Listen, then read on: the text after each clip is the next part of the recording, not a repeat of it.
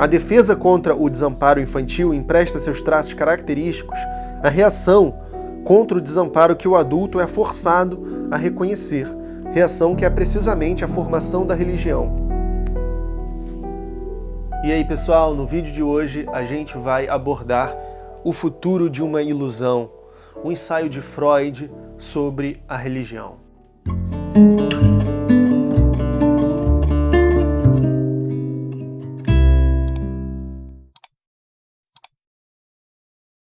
Nesse vídeo, a gente não vai discutir psicanálise e seu estatuto hoje, nem mesmo os fundamentos do pensamento de Freud, não é um vídeo de introdução a Freud, é um vídeo sobre esse ensaio em particular, que é um dos 6 ensaios que Freud escreveu a respeito da cultura. São ensaios com temas muito interligados. Além de O Futuro de uma Ilusão, que é um texto de 1927, temos os célebres ensaios O Mal-Estar na Civilização, Totem e Tabu, tem um último texto de Freud sobre Moisés e a religião monoteísta, que é um livro, um ensaio que a gente pode abordar eventualmente aqui no canal, inclusive todos eles.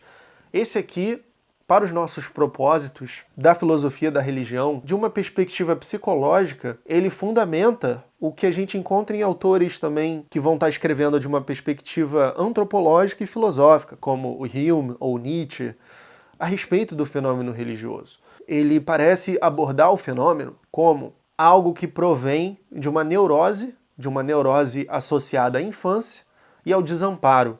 Um desamparo diante da realidade que busca, ao mesmo tempo, um pai protetor que é também uma figura de temor. O pai, ele compete com o filho pela mãe, como a gente entende pelo complexo de Édipo freudiano. E quando a criança se torna adulta, ela mantém esse modelo infantil com Deus. Deus é como esse pai protetor que é ao mesmo tempo uma figura de temor. Não à toa, é muito comum você ouvir, por exemplo, entre os cristãos, que devemos ser tementes a Deus, como um dado virtuoso da sua pessoa, você ser temente a Deus. Freud interpreta isso de uma maneira muito perspicaz como algo que provém da infância, dessa relação com o outro, dessa primeira relação da criança com o pai e com a mãe. Então, essa questão do desamparo a gente vai ver mais para frente como que tem a ver bastante com o que a gente viu no texto do David Hume, História Natural da Religião, quando ele afirma que a religiosidade provém do medo e da esperança, de paixões primitivas. São sentimentos que estão muito associados. Vamos então entrar no texto. O Freud ele começa falando bastante sobre a cultura e sobre como que a tarefa da cultura é proteger o ser humano da natureza, e como que a cultura ela vem com um preço, que é basicamente o argumento central do mal-estar na civilização. O preço é a neurose, a insatisfação, a frustração. O preço é a repressão dos impulsos. Ele vai argumentar que a religião ela aparece com uma neurose obsessiva coletiva que impede o desenvolvimento intelectual da cultura. Ela controla os impulsos, ela traz a ordem, mas ao mesmo tempo ela castra o intelecto. E ela mantém o ser humano num estado dormente, num estado ilusório. Vamos então ler o livro. Aquela que talvez seja a parcela mais significativa do inventário psíquico de uma cultura ainda não foi mencionada. Trata-se de seus ideais religiosos, no mais amplo sentido. Em outras palavras, a serem justificadas posteriormente de suas ilusões. E aí mais à frente ele diz: talvez ele, o ser humano, ainda esteja indefeso, mas não está mais desamparadamente paralisado. Pode ao menos reagir, e talvez não esteja nem mesmo indefeso, pois pode servir-se contra esses violentos super-homens de fora dos mesmos expedientes de que se serve em sua sociedade. Pode tentar lhes fazer súplicas, apaziguá-los, suborná-los, roubar-lhes uma parte de seu poder através de tal influência. E assim ele explica os primeiros ritos, as primeiras manifestações religiosas. Uma tentativa de influenciar essas forças superiores. O homem não transforma as forças da natureza simplesmente em seres humanos, com os quais pode se relacionar como faz seus iguais. algo que também não faria justiça à impressão avassaladora que tem delas, mas lhes confere um caráter paterno, transforma-as em deuses, seguindo nisso não apenas um modelo infantil, mas também, segundo já tentei mostrar certa vez, um modelo filogenético. Os deuses conservam a sua tripla tarefa: afastar os pavores da natureza, reconciliar os homens com a crueldade do destino, em especial, como ele se mostra na morte, e recompensá-los pelos sofrimentos e privações que a convivência na cultura lhes impõe, pelo mal-estar na civilização.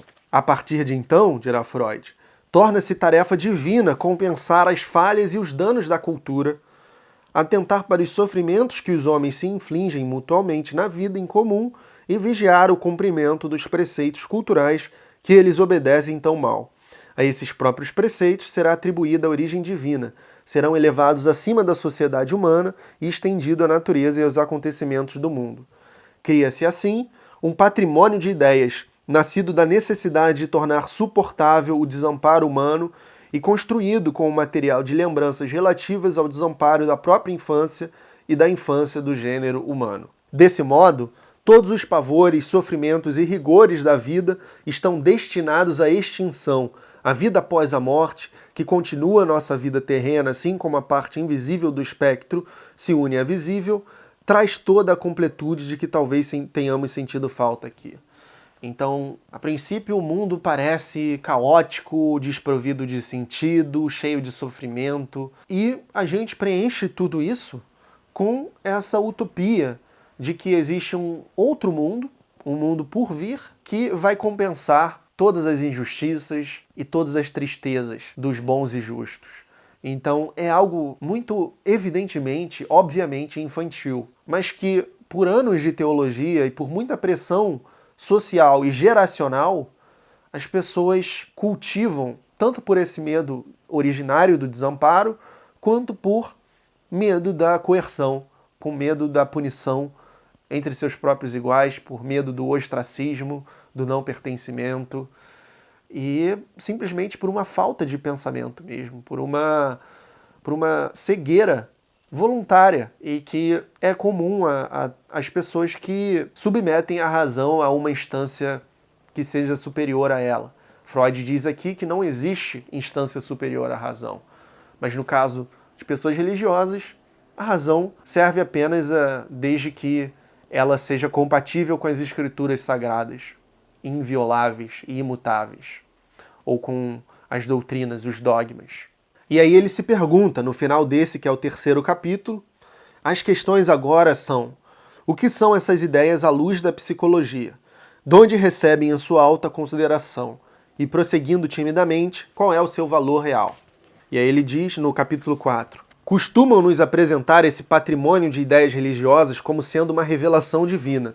Só que essa mesma revelação já é uma parte do sistema religioso e negligencia inteiramente o conhecido desenvolvimento histórico dessas ideias, bem como suas diferenças em diferentes épocas e culturas. E esse desenvolvimento histórico aponta muito para evidências de que, em vez de revelações, isso são construções forjadas que foram alteradas por diferentes pessoas em diferentes períodos. Se você está gostando desse conteúdo, por sinal, e se você é novo aqui no canal, considere se tornar um membro. Assim você vai ter acesso a cursos e conteúdos exclusivos, o meu grupo do WhatsApp para a gente discutir ideias, o seu nome em todos os meus vídeos como agradecimento.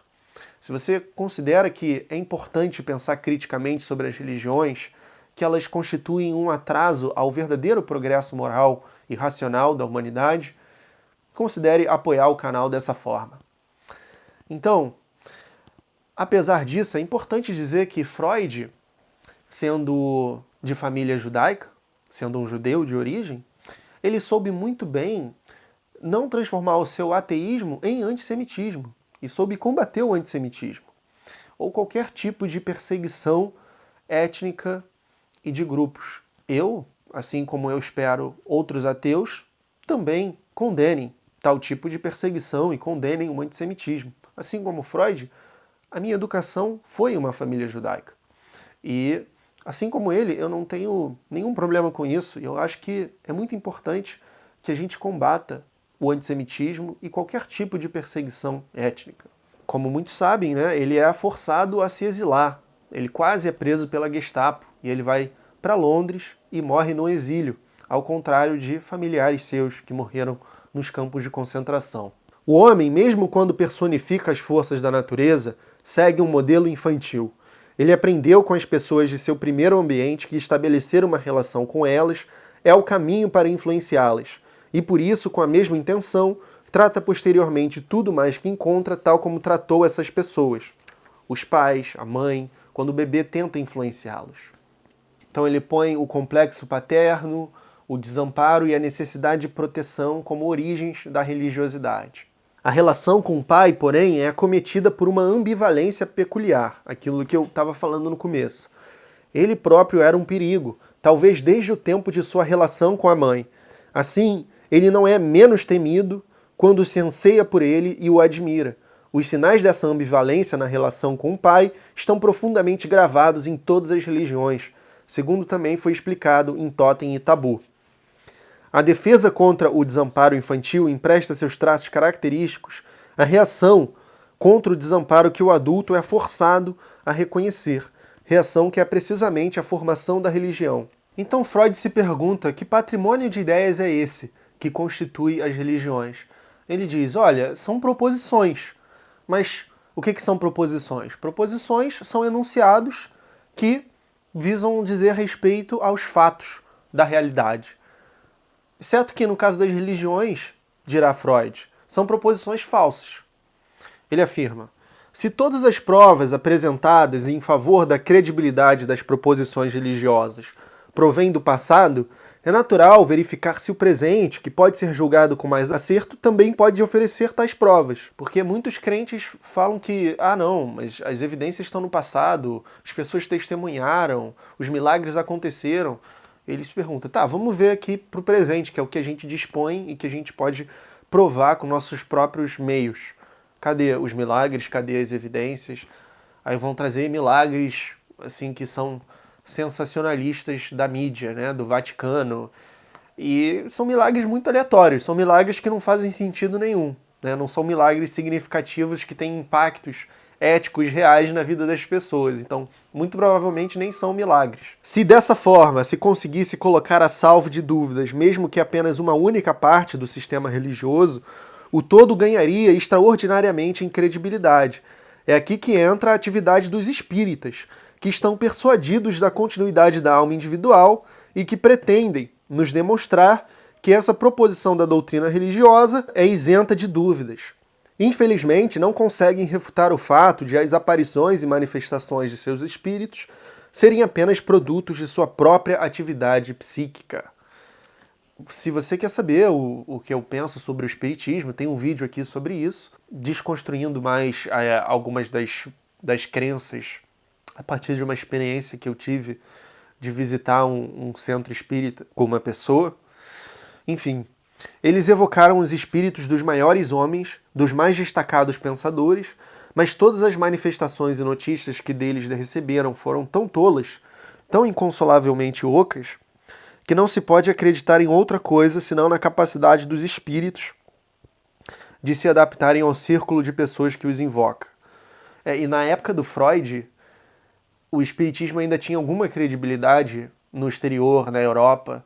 Hoje em dia parece que só no Brasil as pessoas levam a sério essa doutrina, que é engraçado, que busca se passar de científica, mas não tem nada de científico. Mesmo nessa época já não era científico como Allan Kardec gostaria. Enfim.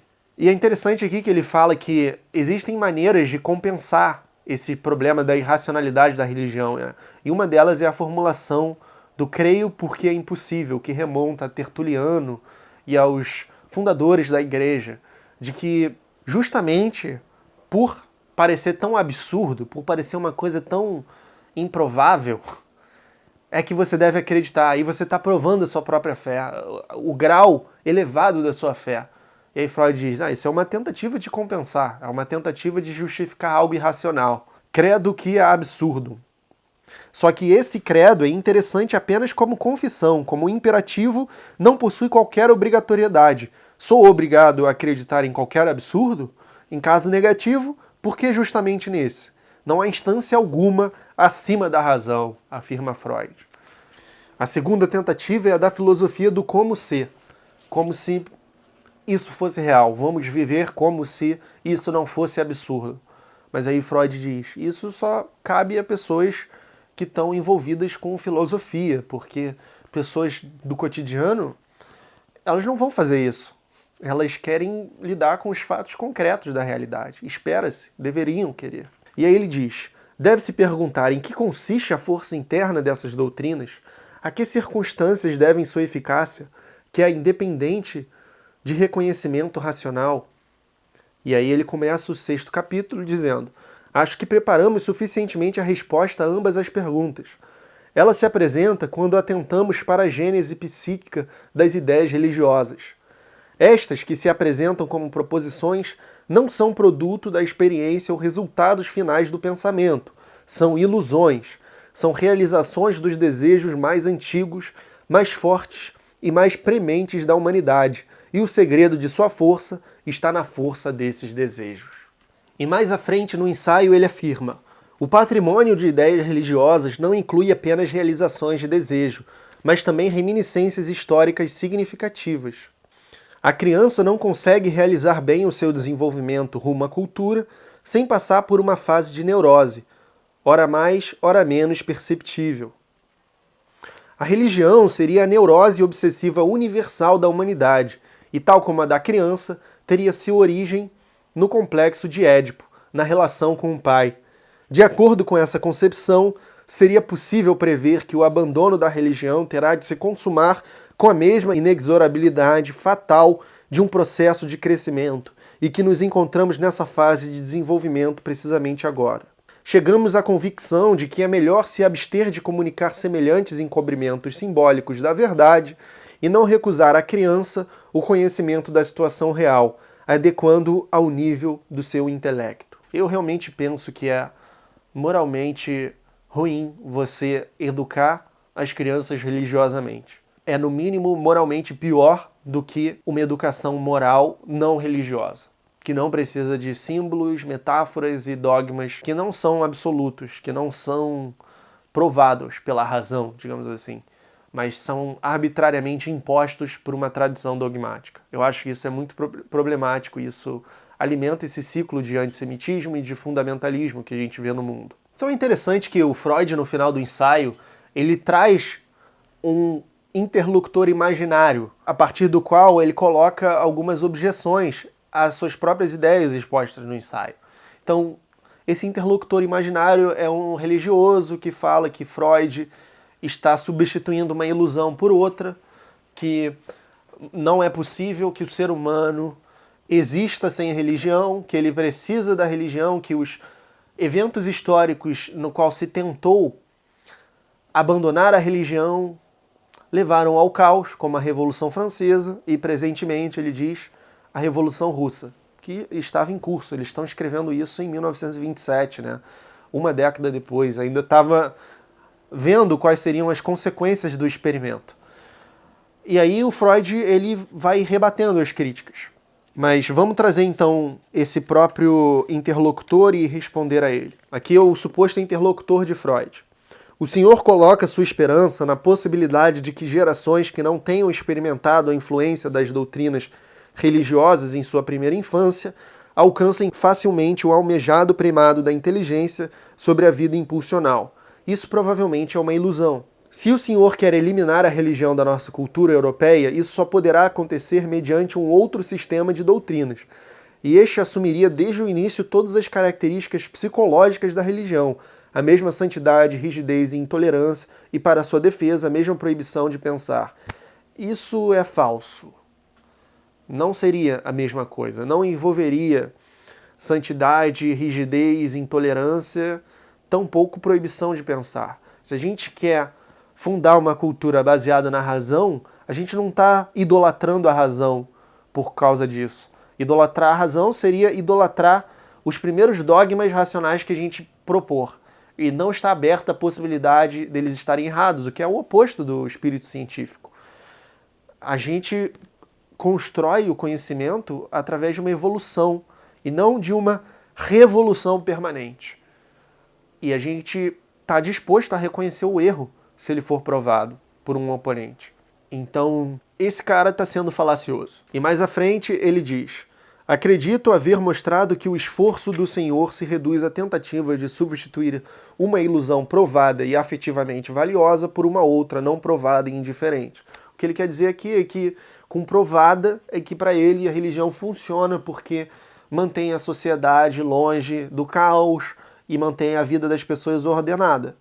Só que Freud vai discordar e vai dizer: minhas ilusões, abstraindo o fato de que não há punição alguma por não partilhá-las, não são incorrigíveis como as religiosas, não possuem o caráter delirante. Se a experiência chegasse a mostrar, não a mim, mas a outros depois de mim que pensem do mesmo modo, que nos enganamos, renunciaremos a nossas expectativas. Exatamente o que eu estava falando. Freud diz: a voz do intelecto é baixa, mas não descansa até que seja ouvida. No fim, depois de incontáveis e repetidas rejeições, ela o consegue. Você pode insistir no erro o quanto você quiser, mas eventualmente você vai ficar cansado e vai dar voz à razão. Essa experiência é comum. É comum a nossas tentativas e fracassos em diferentes empreendimentos na nossa adolescência, no nosso crescimento, na nossa vida adulta, e se aplica também aqui à conduta do ser humano. Infelizmente, algumas pessoas são tão fanáticas e são tão dependentes dessa ilusão religiosa que eles ficam para sempre insistindo no erro, mesmo sabendo que está errado às vezes. Isso que é deprimente. No caminho para essa meta distante, as doutrinas religiosas que o Senhor defende, aqui ele está se reportando ao crítico, aqui ao Freud, precisam ser abandonadas, pouco importa que as primeiras tentativas fracassem, como a Revolução Francesa, ou qualquer outra iluminismo, ou qualquer tentativa de fundar uma cultura não religiosa. Pouco importa que as primeiras formações substitutivas se revelem inconsistentes. A longo prazo, nada pode resistir à razão e à experiência, e a oposição da religião a ambas é por demais manifesta. Bom, comente aqui embaixo o que você achou das ideias de Freud sobre a religião. Eu acho esse ensaio fantástico, está quase fazendo 100 anos. Aproveite para adquiri-lo aqui embaixo no link da Amazon e aproveite também para se tornar membro do canal, para apoiar meu conteúdo, para que ele alcance mais gente, para o canal continuar existindo e crescer e para que você possa se engajar no meu grupo do WhatsApp e estar em contato com outras pessoas que também partilham do pensamento crítico sobre as religiões e partilham de um espírito filosófico. Aqui vai o meu agradecimento aos membros do canal que tornam tudo isso possível.